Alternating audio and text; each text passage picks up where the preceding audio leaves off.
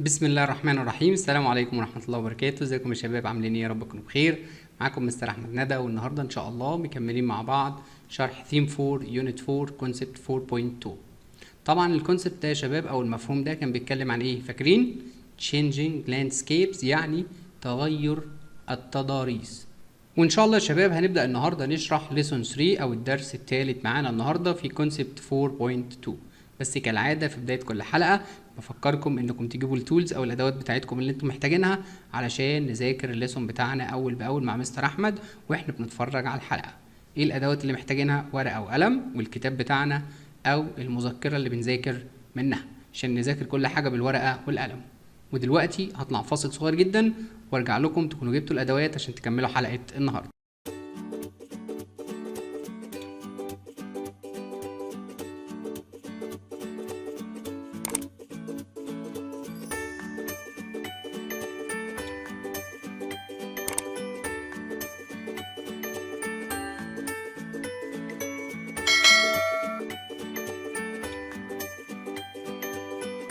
ورجعنا لكم من الفاصل يا شباب علشان نبدأ نشرح مع بعض ليسون 3 في كونسبت 4.2. هنبدأ النهاردة بالاكتيفيتي نمبر 7 او النشاط رقم 7 اللي بيتكلم عن ايه؟ canyons and valleys، يعني الاخدود او الاخاديد وايه؟ والوديان. وايه الفرق ما بين الاخدود والوادي؟ تمام كده؟ بس هنبدأ الحلقة بتاعتنا بسؤالين كده خفاف جدا هنفتكر بيهم شوية معلومات. نمبر 1، when water flows quickly it causes more erosion. لما المية تتدفق بسرعة بتسبب تعرية أكتر. ايه رأيكم؟ صح ولا غلط؟ رايت، برافو عليكم، مظبوط. طيب نمبر 2 بيقول لي canyons don't have steep sides، يعني الأخدود ما عندوش جوانب حادة. رايت ولا رونج؟ الناس اللي كانت مذاكرة معانا الحلقة اللي فاتت طبعا الكلام ده رونج يا شباب، صح كده؟ تمام، برافو عليكم. طيب تعالوا بقى نبدأ في حلقة النهاردة. احنا بس كنا بندردش كده في سؤالين عن الأجزاء اللي فاتت. We have known that canyons are a special type of valley. يعني ايه الكلام ده؟ يعني انت عارف ان الأخدود عبارة عن نوع مخصوص او نوع معين من انواع الوادي. يعني الأخدود عبارة عن وادي بس special type، نوع معين او نوع مخصوص يعني. بيقول لي now let's study the similarities and the differences between canyons and valleys. يعني ايه؟ دلوقتي تعالى ندرس التشابهات والاختلافات اللي موجودة ما بين الأخدود والوادي. تمام كده؟ تعالى كده نشوف الأول السيميلاريتيز يعني التشابهات، وبعدين نشوف الاختلافات اللي ما بين كل واحد فيهم. ايه السيميلاريتيز او التشابهات اللي موجودة ما بين الكانيونز والفاليز اللي هو الأخدود والوادي؟ ده كده كانيون، ده كده فالي، ده أخدود، ده وادي. يا ترى ايه المتشابه ما بينهم؟ قال لي both of them، كلاهما can be formed، يمكن أن يتكون by rivers or streams، عن طريق الأنهار أو جداول المياه. ده كده أول تشابه ما بينهم، يعني اللي هيكون الأخدود واللي هيكون الوادي يا إما مية نهر يا إما مية جدول مية. تاني تشابه ما بينهم قال لي both of them، كلاهما often have rivers or streams flow through the lowest points، يعني كلاهما عادة بيمتلك نهر أو جداول مية، والمية اللي فيهم بتتدفق أو بتثري من أعلى نقطة لأكتر نقطة منخفضة موجودة فيهم. اتفقنا كده؟ ماشي يا شباب؟ كده دي التشابهات اللي ما بينهم. طب الاختلافات اللي هي الديفرنسز، قال لي هنقول الاختلاف اللي في كل واحد لوحده، يعني كل واحد عنده حاجة مش موجودة عند التاني. ايه هي؟ نبدأ بالكانيونز الأول. قال لي they are the areas that were eroded in mountains، يعني ايه؟ هي المناطق اللي تمت تعريتها في الجبال، المناطق اللي اتنقلت فيها الصخور المتفتتة من مكان لمكان، وعادة دي بتكون مناطق ايه؟ جبلية، مناطق فيها جبال يعني. كمان their walls، الجدران بتاعت الكانيون اللي هو الأخدود، مالها بقى؟ are usually very high، عادة بتكون عالية جدا. تكون ايه؟ عالية جدا. يعني ايه عالية جدا؟ يعني have great depth، ليها عمق كبير او عمق عظيم. تمام كده. كمان بتكون steep، حادة، narrow، ضيقة، and consists of many layers of rocks، وبتتكون من عدة طبقات من الصخور زي ما انتوا شايفين كده، طبقات مرصوصة فوق بعضها. دي كده الوولز او الجدران بتاعة كانيونز، بتاعة الأخدود. طب تعالوا نروح نشوف الفاليز، الوديان. قال لي they are lowland areas in between mountains. يعني ايه؟ هي مناطق أرضية منخفضة أو أراضي منخفضة بتوجد ما بين الجبال. طيب ايه تاني موجود عندها مش موجود عند الأخدود؟ قال لي they have gentle sloped sides that are usually surrounded a wide and flat plain. يعني ايه؟ يعني هي دائما الجوانب بتاعتها منحدرة بس انحدار خفيف، وعادة ما بتكون محاطة يعني متحوطة من كل الجهات بوايد اند فلات بلين، يعني بسهل مسطح وواسع. سهل هنا مش معناه اللي هو عكس كلمة صعب.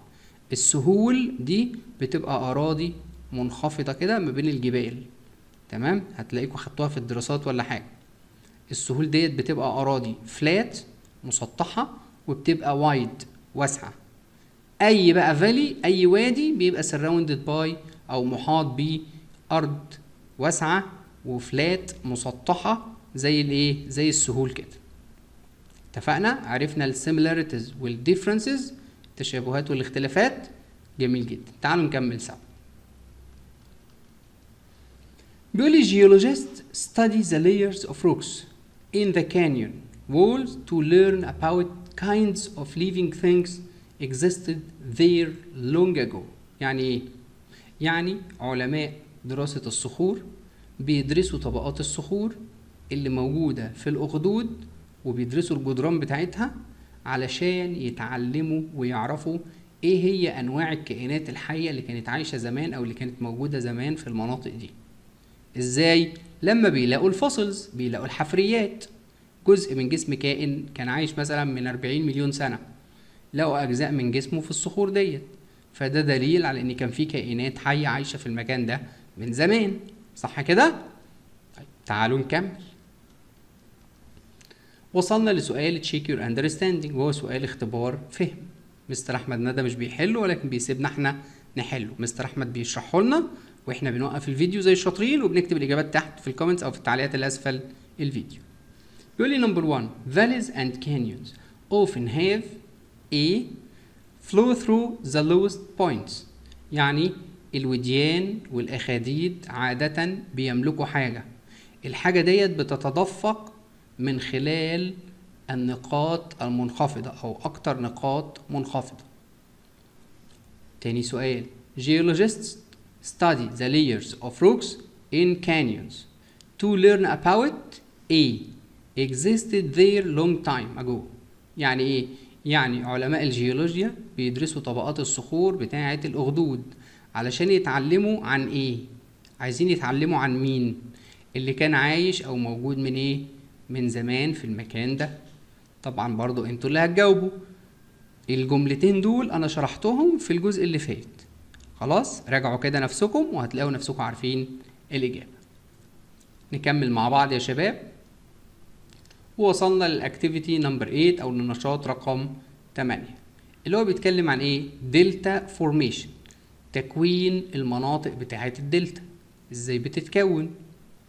بيقول لي in the previous activities، في الأنشطة اللي فاتت you have learned that valleys and canyons are formed by weathering and erosion processes. يعني ايه؟ يعني انت اتعلمت في التجارب السابقة او في الأنشطة اللي فاتت ان الوديان والأخاديد بتتكون عن طريق الويذرنج والايروجن بروسيس، عملية التجوية وعملية التعرية. ده عشان ايه؟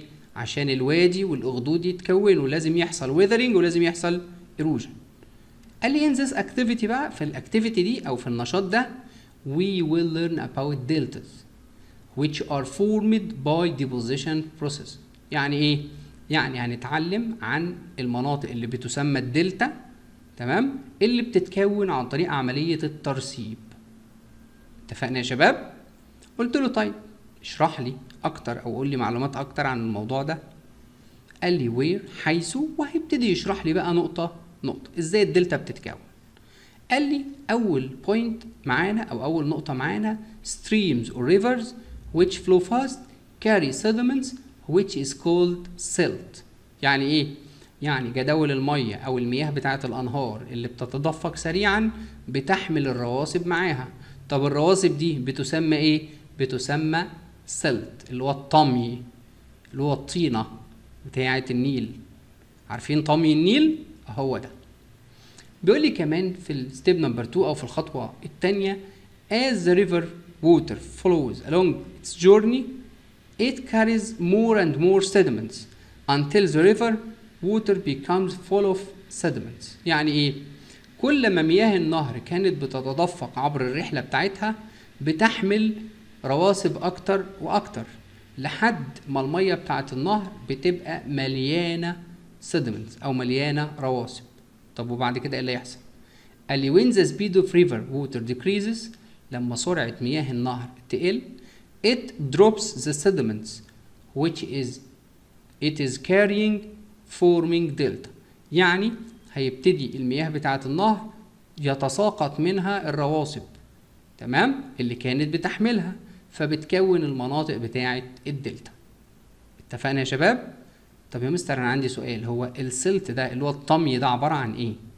قال لي silt is made of very fine bites of sands, clay or rock materials. يعني بيتكون من أجزاء صغيرة من الرمال والطين والمواد الصخرية. اتفقنا كده يا شباب؟ معايا؟ طيب تعالى كده نشوف في الصورتين دول ازاي هيتكون منطقة دلتا جديدة. معانا فيجر A وفيجر B. بيقول لي most deltas are formed when fast flowing water enters slower moving water or still water. يعني ايه؟ يعني معظم مناطق الدلتا بتتكون لما يكون معايا ميه بتتدفق بشكل سريع بتدخل جوه ميه بتتدفق بشكل بطيء، او مياه راكده، ميه ثابته ما بتتحركش. في الحالتين دول بيحصل ايه؟ بيحصل دلتا فورميشن، تكوين لمنطقه الدلتا. قلت له طب تعالى نشوف هنا كده ايه اللي حصل. بيقول لي a delta can be formed at an area A as a river اللي هو الفاست flowing water enters the lake اللي هي الستيل ووتر. يعني ايه؟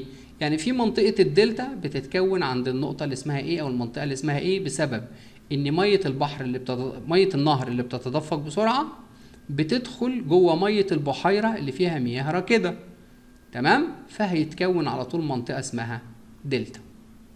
تمام كده؟ قلت له طيب تعالى نكمل الناحية التانية. الناحية التانية بيقول لي ايه؟ A delta can be formed at area B. المنطقة اللي اسمها B هيتكون عندها منطقة دلتا. ليه؟ قال لي as the river اللي هو الفاست flowing water enters the ocean اللي هو slower flowing water. يعني ايه؟ بسبب ان مية النهر هتيجي عند النقطة B وتقابل مية المحيط. مية النهر بتتدفق بسرعة ومية المحيط بتتدفق ببطء، فلما الاتنين يتقابلوا هنا يتكون منطقة اسمها دلتا. هنا كان ريفر وليك، نهر وبحيرة بيقابلوا بعض. هنا ريفر وأوشن، نهر ومحيط بيقابلوا بعض. النقطة اللي هيتقابل فيها الاتنين دول والنقطة اللي هيتقابل فيها الاتنين دول هيتكون فيها دلتا. اتفقنا يا شباب؟ نكمل مع بعض. وهنا يا شباب في شوية نوتس كده، ملاحظات صغيرة لازم ناخد بالنا منها. نمبر 1 بيقول لي large wetlands are formed in deltas. يعني المستنقعات الكبيرة بتتكون داخل مناطق الدلتا. طيب ايه تاني؟ plants that grow in the wetlands found in deltas increase deposition process because. يعني ايه الكلام ده؟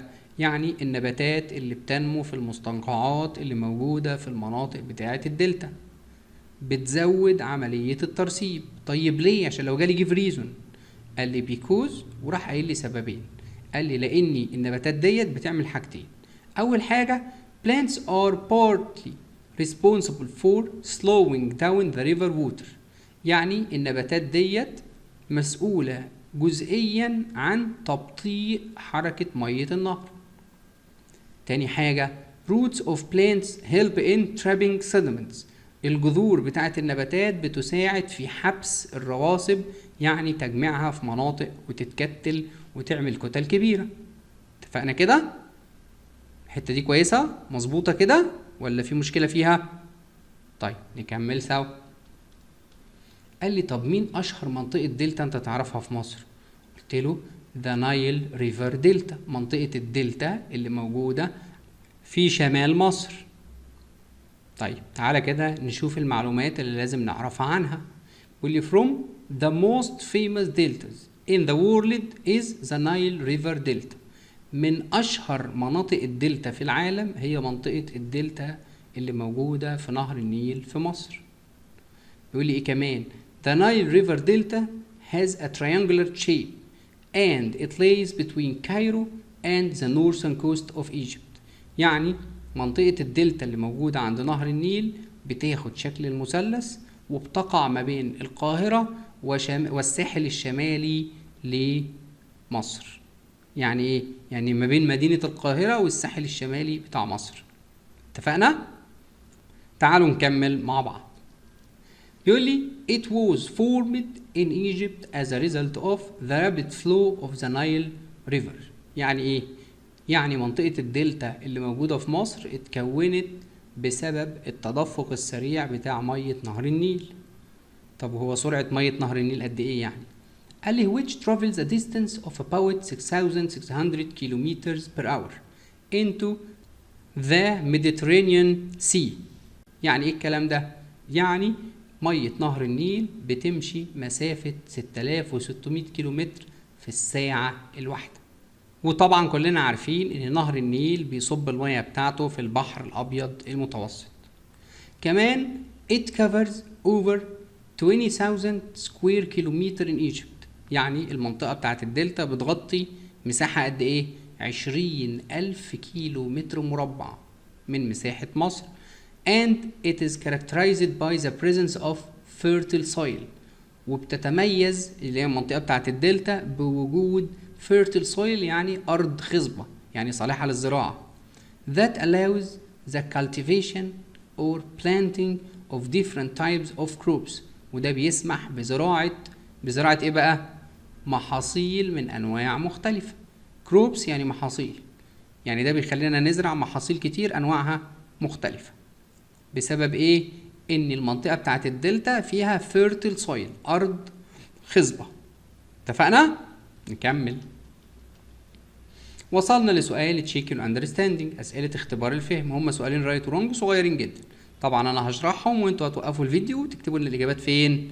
صح، برافو عليكم، في الكومنتس، في التعليقات اللي اسفل الفيديو. نمبر 1 بيقول لي deltas are formed by erosion process. مناطق الدلتا بتتكون عن طريق عمليه الايروجن اللي هي التعريه. رايت ولا رونج؟ انتوا اللي هتقولوا. deltas are formed when the speed of river water increases. مناطق الدلتا بتتكون لما سرعة مية النهر تزيد. رايت ولا رونج؟ انتوا اللي هتجاوبوا. طبعا كل المعلومات دي احنا قلناها. يلا بسرعة يا شباب نوقف الفيديو ونفكر في الأسئلة ونكتب الإجابات تحت في الكومنتس أو في التعليقات اللي أسفل الفيديو عشان أتأكد إن المعلومة وصلت لكم مظبوط. ولحد هنا يا شباب هتكون حلقة النهاردة خلصت. بتمنى لكم كل التوفيق ويا رب تكونوا استفدتوا ويا رب أكون قدرت ألخص لكم المعلومات بطريقة سهلة ولذيذة وسريعة. وأشوفكم على خير إن شاء الله في حلقات جاية كتير. والسلام عليكم ورحمة الله وبركاته.